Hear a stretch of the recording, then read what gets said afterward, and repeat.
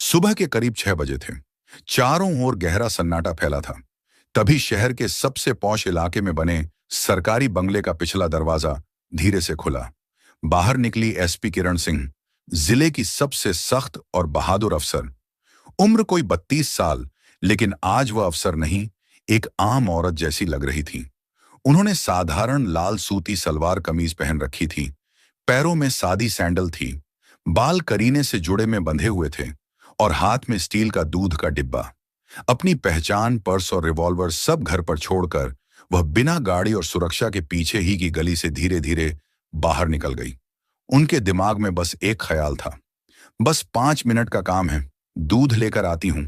असल में उनका रोज का रसोइया छुट्टी पर गया था और सुबह की चाय के बिना किरण का सिर फटने लगता था। उन्हें लगा चलो इसी बहाने थोड़ी ताजी हवा भी लग जाएगी और सालों बाद यह आम औरत बनकर सड़क पर चलने का मजा भी आ जाएगा। वह बस 5 मिनट के लिए किरण बनना चाहती थी।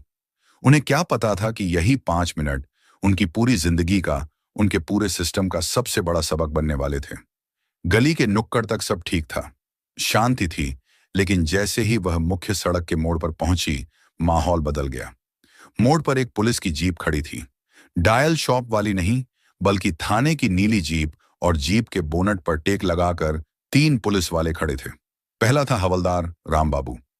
उम्र कोई 45 से 46, भारी भरकम शरीर, खाकी वर्दी के ऊपर के 2 बटन खुले थे। आंखें ऐसी लाल जैसे रात भर सोए ना हो या शायद कुछ और किया हो। दूसरा था सिपाही दीपक, नया लौंडा, 28 से 29 साल का, दुबला पतला, लेकिन अकड़ ऐसी जैसे जिले का मालिक यही हो। मुंह में चिंगम थी जिसे वह चबड़ चबड़ करके चबा रहा था। उसकी नजरें सड़क पर आने जाने वाली हर चीज का एक्सरे कर रही थी। और तीसरा था कांस्टेबल सुरेश, 33 साल का। वह थोड़ा संकोची लग रहा था। वर्दी तो ठीक ठाक थी, लेकिन चेहरे पर एक घबराहट थी, जैसे वह जानता हो कि वह गलत जगह, गलत लोगों के साथ फंसा है, लेकिन निकलने का रास्ता नहीं मिल रहा। तीनों से भयंकर शराब पी रखी थी। रात की गश्त खत्म हो चुकी थी, लेकिन घर जाने से पहले शायद इन लोगों ने ड्यूटी का तनाव कम करने के लिए देसी ठेके पर पूजा कर ली थी। जैसे ही किरण उस मोड़ से गुजरी, राम बाबू की नजरों ने उन्हें पकड़ लिया। एक अकेली औरत, हाथ में दूध का डिब्बा। इतनी सुबह राम बाबू के नशेड़ी दिमाग ने तुरंत हिसाब लगाया।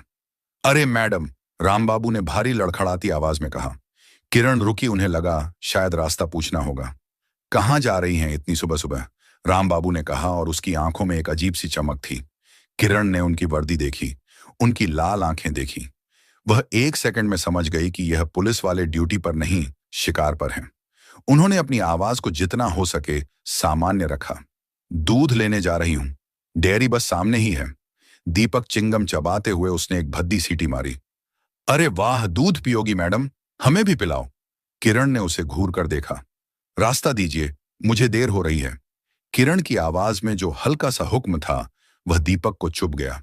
उसे लगा एक मामूली सी औरत और मुझे अकड़ दिखा रही है। अरे तेवर तो देखो इसके। दीपक हंसा और राम बाबू को कोहनी मारी।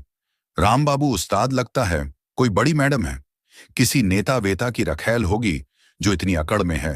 रखैल, ये शब्द किरण के कानों में पिघले हुए शीशे की तरह उतरा। गुस्से से अंदर का खून खौल उठा। उन्हें अपना ट्रेनिंग याद आया। एक ही किक में वह दीपक का जबड़ा तोड़ सकती थी, लेकिन उन्होंने खुद को रोका। नहीं, आज नहीं। आज मैं एसपी नहीं हूं। आज मैं एक आम औरत हूं। देखती हूं ये अपनी वर्दी का कितना फायदा उठाते हैं। किरण ने एक गहरी सांस ली। तमीज से बात कीजिए, आप लोग वर्दी में हैं। राम बाबू अब उनके रास्ते में आकर खड़ा हो गया। ओहो मैडम, तो हमें तमीज सिखाएंगी?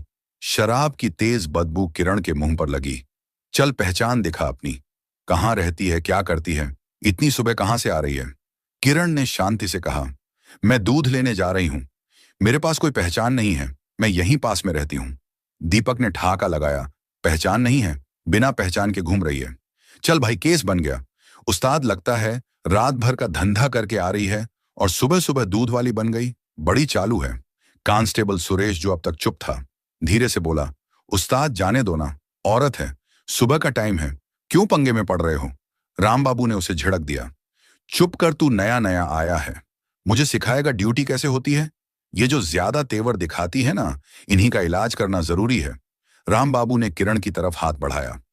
चल, या तो यहीं पहचान दे या थाने चल। किरण का गुस्सा 7वें आसमान पर था। हिम्मत कैसे हुई तुम्हारी मुझे छूने की? मैं एक नागरिक हूं, किसी अपराधी की तरह बात मत करो। नागरिक? दीपक जोर से हंसा। चल, ज्यादा नाटक मत कर, थाने ले चलते हैं, वहां इंस्पेक्टर साहब के सामने सारी हेकड़ी निकल जाएगी। किरण ने देखा कि अब बात हाथ से निकल रही है। उन्होंने कहा, ठीक है, थाने चलो, मैं तुम्हारे इंस्पेक्टर से ही बात करूंगी। उन्हें लगा था कि थाने का नाम सुनकर यह लोग शायद डर जाएंगे, लेकिन हुआ उल्टा। अरे वाह, खुद थाने चलने को तैयार है। दीपक ने राम बाबू को आंख मारी। लगता है रेट तय करना है। चल उस्ताद, जीप में बिठा, वहीं पूछताछ करते हैं। इससे पहले कि किरण कुछ समझ पाती, दीपक ने जबरदस्ती उनका हाथ पकड़ लिया। किरण चीखी, छोड़ो मेरा हाथ। राम बाबू ने गुर्राते हुए कहा, चुपचाप बैठ जा जीप में। सुरेश ने एक बार फिर रोकने की कोशिश की। उस्ताद, ये ठीक नहीं हो रहा। राम बाबू ने उसे धक्का दिया। तू जीप स्टार्ट कर साले। दोनों ने मिलकर किरण को लगभग घसीटते हुए जीप में धकेल दिया। उनका दूध का डिब्बा सड़क पर गिर गया। किरण की आंखों में अपमान और गुस्सा था। उन्हें महसूस हो रहा था कि एक आम औरत होना इस देश में कितना बड़ा गुनाह है। जीप स्टार्ट हुई। किरण ने खुद को संभाला। उन्होंने अपनी सलवार कमीज ठीक की।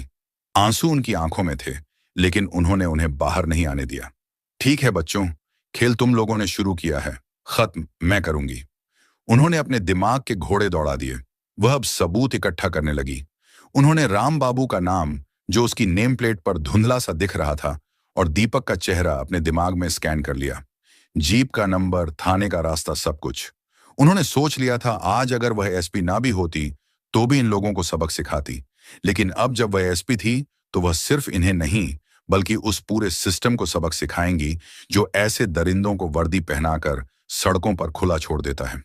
जीप खड़खड़ाते हुए थाने के गेट से अंदर घुसी। दीपक ने किरण को जीप से लगभग धक्का देते हुए उतारा। चल अंदर आ। किरण शांति से अंदर चली गई। मुंशी ने, जो शायद सो रहा था, एक आंख खोलकर देखा और जम्हाई लेते हुए पूछा, कौन है बे दीपक? दीपक ने लापरवाही से कहा, अरे कुछ नहीं पंडित, एक मैडम है। ज्यादा जुबान चला रही थी उस्ताद। ले आए, पूछताछ करनी है। पूछताछ? यह शब्द किरण के कानों में चुभा।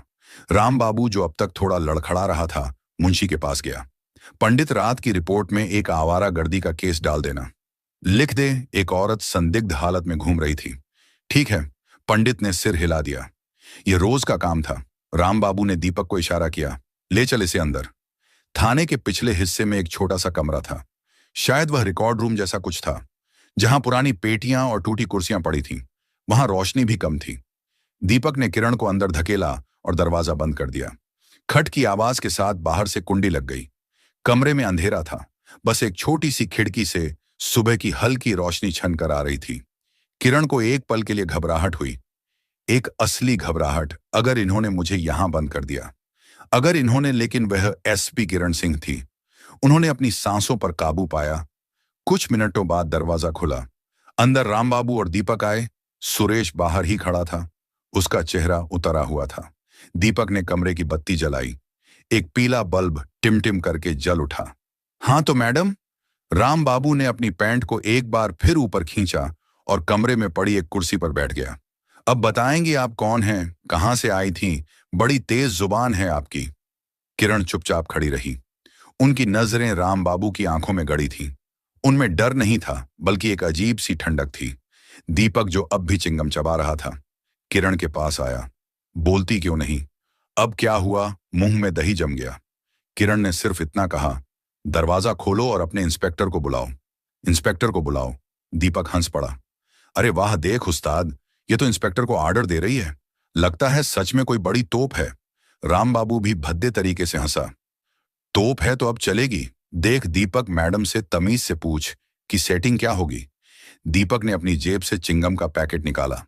देखो मैडम, साफ साफ बात करते हैं। सुबह का टाइम है, हमें भी घर जाना है। तुम्हें भी धंधे पर जाना होगा।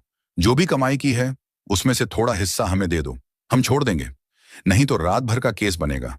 कोर्ट कचहरी के चक्कर काटती रहोगी। किरण की आंखों में गुस्सा उबल रहा था। तुम्हें पता नहीं है कि तुम किससे बात कर रहे हो? दीपक ने ताली बजाई। अरे वाह, फिर वही डायलॉग। लगता है कोई फिल्म की हीरोइन है। कौन सी फिल्म चल रही है बे उस्ताद? सिंघम। ये सिंघम नहीं, राम बाबू खड़ा हुआ और अब उसकी नीयत साफ झलक रही थी। ये एक डर्टी पिक्चर है। वो किरण की तरफ बढ़ा। देख छोरी, दो रास्ते हैं, या तो चुपचाप 5,000 रुपये निकाल, या फिर उसने अपना गंदा हाथ किरण के कंधे की तरफ बढ़ाया। हाथ नीचे रखो हवलदार। किरण की आवाज इतनी ठंडी और तेज थी कि राम बाबू का हाथ हवा में ही रुक गया। लेकिन राम बाबू नशे में था। तू मुझे रोकेगी? साली, तेरी औकात क्या है? आज तुझे बताता हूं पुलिस क्या होती है। जैसे ही राम बाबू ने दोबारा हाथ बढ़ाया, किरण ने एक नजर कमरे के कोने में दौड़ाई। वहां छत के कोने में एक सीसीटीवी कैमरा था। शायद वह चल भी ना रहा हो, शायद वह सिर्फ दिखाने के लिए लगा हो। लेकिन किरण की उम्मीद जाग गई। उन्होंने कुछ नहीं कहा, बस अपनी नजरें उस कैमरे पर टिका दी। दीपक ने भी उनकी नजर का पीछा किया। अबे, वह कैमरे को देख रही है। अरे, कैमरा को देखकर क्या कर लेगी? उसका कंट्रोल भी हमारे पास ही है। वह फिर हंसा। कैमरे को देख रही है, सोच रही है कोई हीरो आएगा बचाने। कोई नहीं आएगा। दोनों की हरकतें अब बदतमीजी की हद पार करने लगी थीं। वह भद्दे इशारे कर रहे थे, गंदे मजाक कर रहे थे, और किरण बस खड़ी थी और चुपचाप कैमरे को देख रही थी। वह बस इंतजार कर रही थी।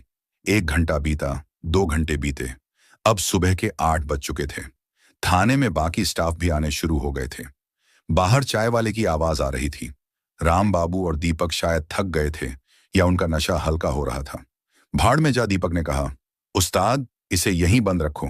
जब अक्ल ठिकाने आएगी तब अपने आप ही सेटिंग कर लेगी। चल चाय पीते हैं। वह दोनों बाहर निकल गए। दरवाजा फिर से बाहर से बंद हो गया। किरण सिंह जिले की एएसपी अपने ही एक थाने के गंदे रिकॉर्ड रूम में 3 घंटे से बंद थी। लगभग 9 बजे इंस्पेक्टर मनोहर थाने में दाखिल हुए। मनोहर एक टिपिकल सरकारी मुलाजिम था। ना ज्यादा ईमानदार, ना ज्यादा बेईमान, बस नौकरी कर रहा था। उसे सुबह सुबह की चिकचिक बिल्कुल पसंद नहीं थी। वो अपनी कुर्सी पर आकर बैठा ही था कि उसका सिपाही चाय लेकर आया। मनोहर ने जम्हाई लेते हुए पूछा, और सब ठीक ठाक? जी सर, सब शांत है। बस वो राम बाबू और दीपक रात में गश्त से एक औरत को लाए हैं, कह रहे थे। जुबान लड़ा रही थी। मनोहर ने चाय का घूंट भरा। कौन औरत? कोई चोर उचक्की है? पता नहीं सर, कोई लोकल ही होगी। कह रही थी दूध लेने जा रही थी। दीपक ने उसे पीछे रिकॉर्ड रूम में बिठा रखा है। मनोहर ने कंधे उचकाए। ठीक है, बाद में देखता हूं, पहले ये फाइलें निपटा लूं। उसे लगा रोज का मामला है। राम बाबू और दीपक ऐसे मामले लाते रहते थे और बाद में 100 से 200 रुपए लेकर रफा दफा कर देते थे। मनोहर इस कमाई में हिस्सा नहीं लेता था, लेकिन वह उन्हें रोकता भी नहीं था। वह अपनी फाइलों में डूबा ही था। तभी थाने का लैंडलाइन फोन बजा। मनोहर ने चिढ़कर फोन उठाया। हाँ, थाना सदर बाजार, इंस्पेक्टर मनोहर। दूसरी तरफ से जो आवाज आई वह किसी लोकल आदमी की नहीं थी। वह सदी हुई भारी आवाज सिटी कंट्रोल रूम के इंचार्ज की थी। इंस्पेक्टर मनोहर, मैं डीएसपी हेडक्वार्टर बोल रहा हूं। मनोहर सीधा होकर बैठ गया। जी सर। जय हिंद सर। मनोहर, एसपी मैडम का फोन सुबह 6 बजे से नॉट रीचेबल जा रहा है। क्या वे आपके इलाके में किसी रेड पर हैं? कोई जानकारी है? मनोहर का दिल धक से हुआ। SP madam? नहीं सर, मेरे इलाके में मुझे तो कोई जानकारी नहीं है। डीएसपी की आवाज में तनाव था। हमने उनका फोन ट्रेस किया था। उनकी आखिरी लोकेशन आज सुबह 7 बजे तुम्हारे थाने के पास वाले टावर पर मिली है। उसके बाद फोन बंद है। मनोहर का गला सूख गया। मेरे थाने के पास? सर हाँ, और उनका सिक्योरिटी स्टाफ बता रहा है कि वह सुबह सादे कपड़ों में बिना बताए बंगले से निकली थी, शायद वॉक पर। जरा अपने कांस्टेबलों से पता करो, उन्हें कोई अज्ञात महिला या कुछ संदिग्ध दिखा हो तो। मनोहर का दिमाग सुन्न हो गया। अज्ञात महिला सुबह 7 बजे जुबान लड़खड़ा रही थी। राम बाबू और दीपक रिकॉर्ड रूम है। भगवान नहीं, ये नहीं हो सकता। मनोहर के हाथ कांपने लगे। उसके हाथ से फोन छूट गया। कड़क की आवाज के साथ रिसीवर जमीन पर गिर गया। पसीने की बूंदें उसकी कनपटियों से बहकर कॉलर तक पहुंच गई। वह अपनी कुर्सी से ऐसे उठा जैसे उसे बिच्छू ने डंक मार दिया हो। वह चिल्लाया। वह औरत जो सुबह लाए थे कहां है? दीपक, जो बाहर चाय पी रहा था, भाग कर आया। सर, कौन सी औरत? वो तो पीछे कमरे में है। मनोहर का चेहरा पीला पड़ गया था। कौन से कमरे में? सर, रिकॉर्ड रूम में। मनोहर भागा। उसके पैरों के नीचे से जमीन खिसक गई थी। मर गए। आज तो सस्पेंड होना पक्का है। वह भी अगर जिंदा बचा तो। वो रिकॉर्ड रूम की तरफ भागा। जेब से चाबियों का गुच्छा निकालते हुए मनोहर ने कांपते हाथों से रिकॉर्ड रूम का ताला खोला, खट करके दरवाजा खोला। अंदर पीली बत्ती की रोशनी में वही लाल सलवार कमीज पहने औरत खड़ी थी। शांत, एकदम शांत, लेकिन उसकी आंखें शांत नहीं थीं। वह जल रही थी। मनोहर ने उसे देखते ही पहचान लिया। हालांकि उसने किरण सिंह को हमेशा वर्दी में ही देखा था, लेकिन वह चेहरा, वह तेवर, वह कैसे भूल सकता था। मैडम, मनोहर की जुबान लड़खड़ा गई। आप यहां? दीपक जो पीछे खड़ा था, उसका मुंह खुला का खुला रह गया। उसकी चिंगम मुंह से गिर पड़ी। सर, यह एसपी मैडम है। राम बाबू, जो अब तक नशे से जागकर थाने आया था, यह नजारा देखकर वहीं जम गया। उसका नशा एक सेकंड में हिरण हो गया। किरण सिंह ने मनोहर की तरफ देखा। उन्होंने कुछ नहीं कहा, बस एक कदम आगे बढ़ाया। मनोहर डर के मारे 2 कदम पीछे हट गया। मैडम, वो मुझे पता नहीं था, इन हरामखोरों ने। Shut up inspector. किरण की आवाज अब वह सुबह वाली आम औरत की नहीं थी। यह एसपी किरण सिंह की आवाज थी, इतनी तेज कि थाने की दीवारें कांप गईं। किरण बाहर निकली। मुंशी, कहाँ है तुम्हारा सीसीटीवी मॉनिटर? मुंशी कांपते हुए बोला। जी मैडम, वो इंस्पेक्टर साहब के केबिन में है। किरण सीधे मनोहर के केबिन में घुसी। पिछले 3 घंटे की रिकॉर्डिंग प्ले करो। अभी मनोहर ने कांपते हाथों से कंप्यूटर ऑन किया। सीसीटीवी फुटेज चल रहा था। राम बाबू का झूठ पकड़ा गया था। स्क्रीन पर सब कुछ साफ दिख गया।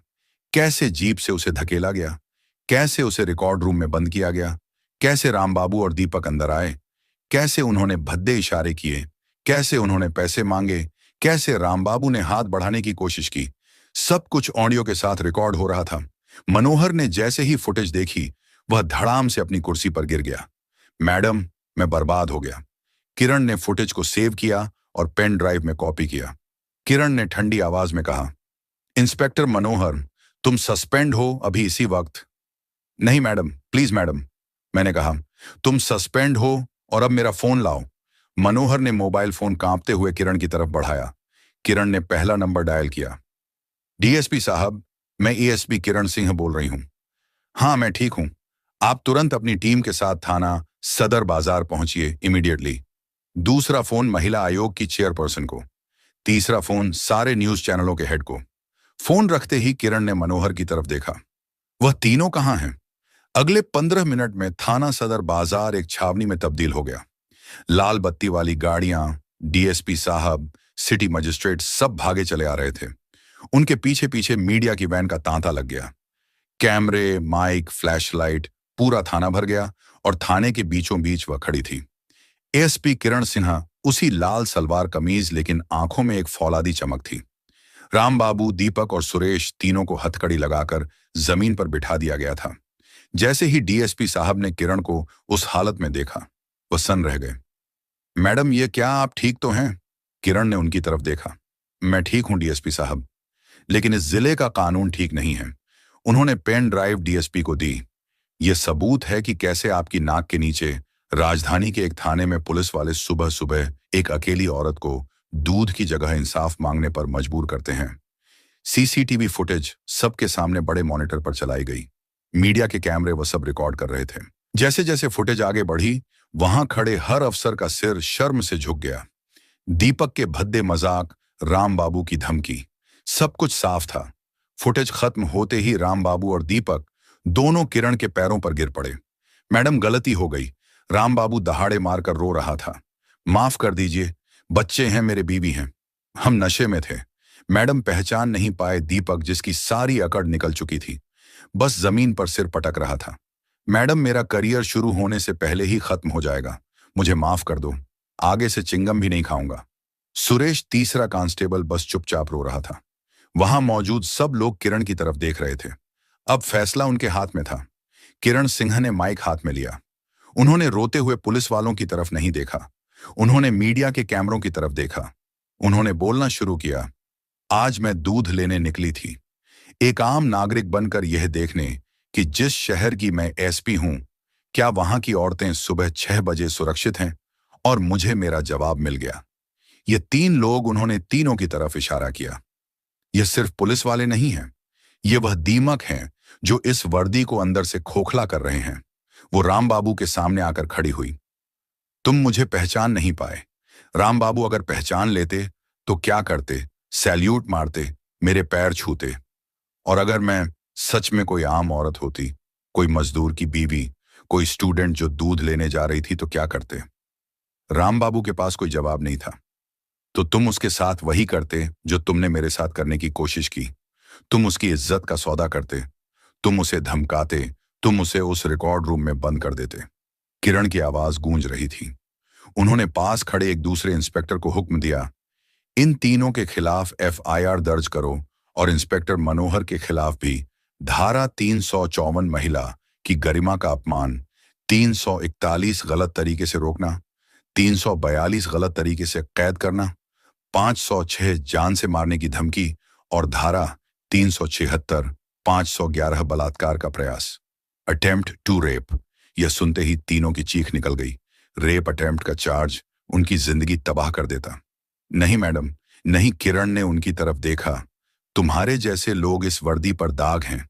आज अगर मैं एसपी नहीं होती, अगर मेरे पास यह ओहदा, यह ताकत नहीं होती, तो शायद यही तुम्हारी दरिंदगी किसी और महिला के साथ होती और वह बेचारी शायद कभी शिकायत भी नहीं कर पाती, या करती तो तुम लोग उसे ही चालू औरत कहकर भगा देते। यह सबक सिर्फ तुम्हारे लिए नहीं है। किरण ने वहां मौजूद हर पुलिस वाले की तरफ देखा। यह सबक उस हर वर्दी वाले के लिए है जो सोचता है कि यह वर्दी उसे औरत को छेड़ने का, गरीब को धमकाने का या नशे में ड्यूटी करने का लाइसेंस देती है। तीनों को तुरंत सस्पेंड किया जाता है और मैं खुद यह केस लड़ूंगी कि इन्हें नौकरी से बर्खास्त किया जाए। डीएसपी साहब ने ताली बजाई। मीडिया ने इस बयान को ब्रेकिंग न्यूज बना दिया। कांस्टेबल सुरेश, जो अब तक चुप था, रोते हुए बोला, मैडम, मैंने तो उस्ताद को रोकने की कोशिश की थी। किरण ने एक पल उसे देखा।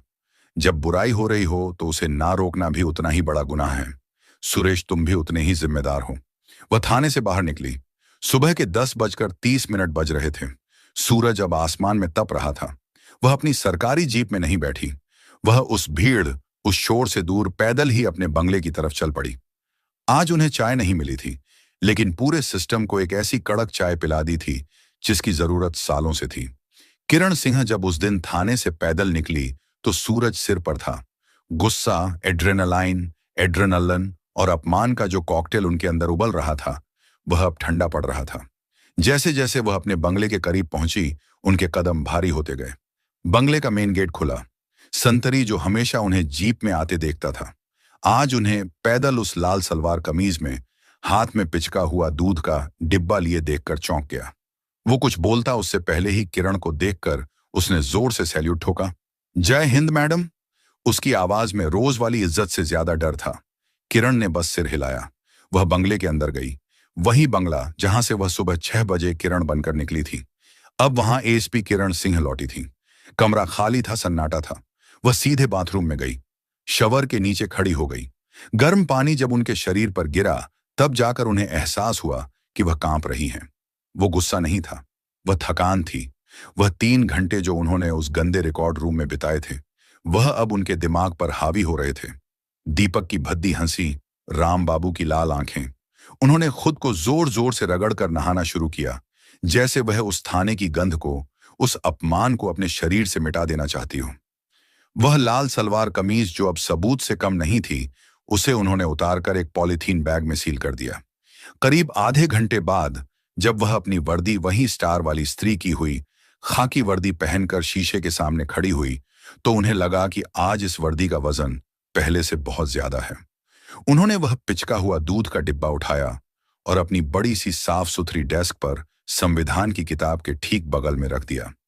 एक याददाश्त के तौर पर कि वर्दी और आम आदमी के बीच का फासला बस एक सुबह, एक मोड़ और 3 गलत पुलिस वालों जितना ही है। अगली सुबह जब एसपी किरण सिंह अपने दफ्तर पहुंची तो माहौल देखने लायक था। नमस्कार मैडम। जय Hind madam. Good morning madam. आवाजें बहुत थी, लेकिन आंखों में आंखें डालने वाला कोई नहीं था। जिस दफ्तर में उनके आने से पहले सिपाही ठहाके लगाते थे, मजाक मस्ती चलती थी, वहां आज मातम जैसा सन्नाटा था। वह अपने केबिन की तरफ बढ़ी। हर पुलिस वाला जो उन्हें देखता, वह सावधान की मुद्रा में खड़ा हो जाता। वह समझ गई, यह इज्जत नहीं थी, यह खौफ था। उन्होंने अपने ही डिपार्टमेंट की, अपने ही घर की इज्जत नीलाम कर दी थी। कल तक जो लोग राम बाबू और दीपक के साथ बैठकर चाय सुट्टा पीते थे, आज वह सब किरण सिंह को बाहर वाला समझ रहे थे। एक लेडी अफसर जिसने अपने ही भाइयों को फंसा दिया। वो केबिन में बैठी फाइलें पढ़ना शुरू की। दोपहर में उनके पास एक कॉन्फिडेंशियल कॉल आई। लाइन पर थे डीएम साहब, पुराने अफसर। किरण। आवाज बहुत मीठी थी। कैसी हो बेटा? ये बेटा शब्द किरण को हमेशा खटकता था। जी सर, मैं ठीक हूं सर। सुना है कल कुछ ज्यादा ही एक्शन हो गया। किरण चुप रही। देखो किरण, तुमने जो किया अच्छा किया, सस्पेंशन तक ठीक था, लेकिन यह 376 अटेम्प्ट टू रेप। बेटा ये कुछ ज्यादा नहीं हो गया। वो लोग नशे में थे, बदतमीजी की, लेकिन यह चार्ज, ये तो उनका पूरा खानदान तबाह कर देगा। किरण की पकड़ फोन पर मजबूत हो गई। सर, अगर आज मैं एसपी नहीं होती और मेरे पास सीसीटीवी का सबूत नहीं होता, तो वह मेरे साथ क्या करते, इसका अंदाजा आप लगा सकते हैं। और अगर वह कर गुजरते, तो क्या आप तब भी यही कहते कि नशे में थे? दूसरी तरफ कुछ पल की खामोशी रही। बात वह नहीं है किरण, बात डिपार्टमेंट की इज्जत की है। तुमने मीडिया को बुला लिया, डीएसपी को बुला लिया, पूरे महकमे की थू-थू हो रही है। अखबारों ने हमें वर्दी वाले दरिंदे छाप दिया है। इससे फोर्स का मोरल डाउन होता है। मोरल? किरण की आवाज अब ठंडी थी। सर, मोरल तब डाउन होना चाहिए जब वर्दी पहनकर कोई औरत को छेड़े। मोरल तब डाउन होना चाहिए जब इंस्पेक्टर अपने ही थाने में चल रहे अपराध से अनजान हो। मेरा काम मोरल बढ़ाना नहीं, क्राइम खत्म करना है सर, चाहे वह क्राइम वर्दी के अंदर हो या बाहर। डीएम साहब समझ गए कि यह मैडम पिघलने वाली नहीं है। ठीक है, उन्होंने ठंडी आभरी जैसा तुम्हें ठीक लगे, लेकिन याद रखना किरण, जंगल में रहकर मगरमच्छ से बैर नहीं पालते। तुम अकेली हो। फोन कट गया। किरण को समझ आ गया था, सिस्टम अब लड़ाई के लिए तैयार हो रहा था। उसी रात शहर के दूसरे कोने में पुलिस लाइन के एक बदबूदार सीलन भरे क्वार्टर में राम बाबू जमीन पर बैठा शराब पी रहा था। वह रो नहीं रहा था, वह बस भूल रहा था। उसकी पत्नी, जो कल तक हवलदारनी होने पर अकड़ती थी, आज कोने में बैठी रो रही थी। बच्चे सहमे हुए थे। सब खत्म कर दिया। वह बुदबुदाया। 25 साल की नौकरी, पेंशन, इज्जत, सब एक औरत ने एक ही झटके में ले लिया। तभी दरवाजे पर दस्तक हुई। दीपक खड़ा था, वही अकड़ू सिपाही, लेकिन आज चिंगम की जगह उसकी आंखों में नफरत थी। उस्ताद, वह अंदर आया। ऐसे बैठे रहोगे? तो क्या करूं बे? राम बाबू गुर्राया। नाचू तेरी वजह से हुआ है, सब तूने ही उकसाया था। आइटम है, आइटम है। मेरी वजह से दीपक की आवाज भी चढ़ गई। और तुम जो डर्टी पिक्चर का डायलॉग मार रहे थे, वो क्या था? हम सब फंसे हैं उस्ताद, और बराबर के फंसे हैं। दोनों कुछ देर चुपचाप शराब पीते रहे। वह सुरेश, दीपक ने कहा, वह सरकारी गवाह बन गया है। सुना है कल मजिस्ट्रेट के सामने बयान देगा कि हम लोगों ने ही मैडम को छेड़ा था। हरामखोर, रामबाबू ने गिलास फेंक कर मारा। उस्ताद, दीपक अब रामबाबू के पास आया। ये जो 376 का केस लगा है ना, इसमें उम्र कैद भी हो सकती है। सस्पेंड हुए, बर्खास्त हुए। चलो ठीक है, लेकिन रेपिस्ट का ठप्पा मैं नहीं लगने दूंगा। करेंगे क्या? वो एसपी है। दीपक शैतानी अंदाज में मुस्कुराया। वह एसपी है तो क्या, औरत तो है, और औरत की सबसे बड़ी कमजोरी क्या होती है? उस्ताद, क्या? इज्जत। दीपक ने अपनी योजना बताई। हमें बस यह साबित करना है कि वह मैडम दूध लेने नहीं, किसी और काम से निकली थी। उसका कैरेक्टर ढीला है। वो उस रात किसी से मिलने जा रही थी। हमने उसे संदिग्ध हालत में पकड़ा तो उसने एएसपी होने का रोब दिखाकर हम पर ही झूठा रेप का केस डाल दिया। रामबाबू की बुझी आंखों में चमक आई। लेकिन सबूत, सबूत बनाए जाते हैं। उस्ताद, पता करो उस मैडम का कोई पुराना दोस्त, कोई चक्कर कोई तो होगा। बस एक चिंगारी चाहिए। मीडिया जो आज उसे देवी बना रही है, कल उसे ही डायन बनाकर नोचेगी। नशे में डूबे दो शैतानों ने अपनी वर्दी खोकर अब एक औरत की इज्जत पर कीचड़ उछालने का प्लान बना लिया था। अगले कुछ दिन किरण के लिए बहुत मुश्किल थे। उन्हें सिस्टम का असहयोग दिखने लगा था। उन्होंने एक बड़े स्मगलिंग रैकेट को पकड़ने के लिए एक टॉप सीक्रेट ट्रेड प्लान की। सिर्फ उनके और उनके सबसे भरोसेमंद डीएसपी के बीच यह बात थी। लेकिन जब किरण की टीम बताई हुई जगह पर पहुंची तो गोदाम खाली था। स्मगलर पहले ही निकल गए थे। किरण समझ गई, रेड की जानकारी लीक हुई थी। उनके अपने ही दफ्तर से यह पहला हमला था। उन्हें फेल साबित करने की कोशिश, यह दिखाने की एक लेडी एसपी बस मीडिया में ड्रामा कर सकती है। असल पुलिसिंग इसके बस की नहीं। किरण ने अपने दफ्तर में अपने सारे स्टाफ को देखा। उसे नहीं पता था कि कौन उसका है और कौन डीएम के मगरमच्छ। वह अकेली पड़ गई थी। उसी शाम जब वह अपने दफ्तर में अकेली बैठी उस फेल रेप की रिपोर्ट पढ़ रही थी, उनका पर्सनल मोबाइल बजा। एक अनजान नंबर था। हेलो मैडम, मैं सुरेश बोल रहा हूं। आवाज कांप रही थी। वो वही तीसरा कांस्टेबल था। सुरेश बोलो। किरण की आवाज सख्त थी। मैडम, मुझे माफ कर दीजिए, मैंने मजिस्ट्रेट को सब सच बता दिया है। लेकिन मैडम, अपनी जान बचा लीजिए। क्या मतलब? मैडम, राम बाबू और दीपक वो लोग ठीक नहीं हैं। वह आपकी इज्जत पर हमला करने वाले हैं। वो आपके कैरेक्टर पर कीचड़ उछालने के लिए झूठे गवाह तैयार कर रहे हैं। वह कह रहे हैं कि आप उस सुबह किसी आशिक से मिलने जा रही थी। किरण की सांस एक पल के लिए रुकी। वह कह रहे हैं कि केस को इतना गंदा कर देंगे कि आप खुद ही केस वापस ले लेंगी। मैडम, प्लीज अपना ध्यान रखना। खट से फोन कट गया। किरण ने फोन नीचे रखा। कमरा बिल्कुल शांत था। वह समझ गई, यह लड़ाई अब सिर्फ उन 3 पुलिस वालों से नहीं थी। ये उस पूरी सोच से थी जो एक औरत को सबक सिखाने के लिए हमेशा उसकी इज्जत पर ही वार करती है। उन्होंने सामने रखे उस पिचके हुए दूध के डिब्बे को देखा। उनकी आंखों में आंसू नहीं थे। इस बार एक अलग तरह की आग थी। उन्होंने इंटरकॉम उठाया। शर्मा, उनका सबसे भरोसेमंद रिटायरमेंट के करीब आया एक हवलदार। जी मैडम। शर्मा, पता करो शहर में सबसे घटिया, सबसे बिकाऊ पत्रकार कौन है। शर्मा चौंका। मैडम, और राम बाबू, दीपक आजकल किन किन लोगों से मिल रहे हैं? मुझे एक एक डिटेल चाहिए। यह लड़ाई उन्होंने शुरू की थी, लेकिन खत्म खत्म तो मैं ही करूंगी। किरण सिंह ने तय कर लिया था। अगर सिस्टम को साफ करने के लिए कीचड़ में उतरना पड़े तो वह उतरेंगी। वर्दी इस बार भी नहीं उतरेगी। अगले 2 दिन तक किरण खामोश रही। दफ्तर में वह बस अपनी फील्ड रेट की फाइलों पर काम करती रही, जैसे उन्होंने हार मान ली हो। डीएम साहब को लगा कि बेटा रास्ते पर आ रही है, लेकिन असली खेल पर्दे के पीछे चल रहा था। हवलदार शर्मा ने शहर के सबसे बिकाऊ पत्रकार वर्मा को ढूंढ निकाला था। वही वर्मा जो पैसे लेकर किसी की भी इज्जत उछाल दे। किरण ने वर्मा को अपने बंगले पर बुलाया। किरण ने कहा, वर्मा, मैं चाहती हूं तुम राम बाबू और दीपक से मिलो। उन्हें कहो कि तुम एएसपी किरण सिंह के कैरेक्टर पर एक मसालेदार स्टोरी छापने को तैयार हो, बशर्ते तुम्हें सबूत और पैसा मिले। वर्मा चौंक गया। मैडम, आप अपने ही खिलाफ? हाँ, उन्हें बस ये यकीन दिलाओ कि तुम बिकाऊ हो। ये एक छोटा सा बटन कैमरा है, सब रिकॉर्ड होना चाहिए। अगली शाम शहर के एक अंधेरे बार में वर्मा, राम बाबू और दीपक के साथ बैठा था।